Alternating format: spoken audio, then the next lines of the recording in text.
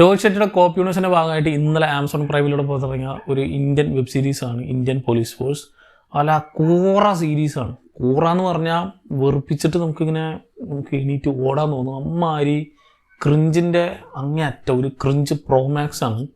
അല്ല, കൂറ സബ്ജക്റ്റ്, കൂറ സ്റ്റോറി ലൈൻ, വളരെ മോശപ്പെട്ട മേക്കിംഗ് എന്ന് എനിക്ക് പറയേണ്ടി വരും. കാരണം ഒരു 10-30 വർഷം പഴക്കമുള്ളൊരു മേക്കിംഗ് ആണ് ഇങ്ങനെ ചെയ്തു വെച്ചിട്ടുള്ളത്. ഇത് കാലം മാറിയതൊന്നും നേരം വെളുത്തിട്ടില്ല എന്ന് തോന്നുന്നു. അമ്മാതിരി കൂറ സാധനം. എനിക്ക് ചില ബാക്ക്ഗ്രൗണ്ട് മ്യൂസിക്കൊക്കെ ഉണ്ട്, ഇങ്ങനെ തോന്നുന്നു, നമുക്കിങ്ങനെ തരിച്ചു വരില്ലേ. സീരീസിൻ്റെ ഇടയിൽ ഒരു പാട്ട്, ഒരു ലവ് സോങ്, ശരി പോട്ടെ, വെബ് സീരീസിൽ നമ്മളങ്ങനെ ലവ് സോങ് ഒന്നും കാണാറില്ല. അതും ഈ ചില പക്ക കൊമേഴ്ഷ്യൽ പടങ്ങളിൽ കാണില്ല, ഈ ചില എക്സോട്ടിക് ലൊക്കേഷൻസിൽ പോയിട്ടുള്ള സാധനം.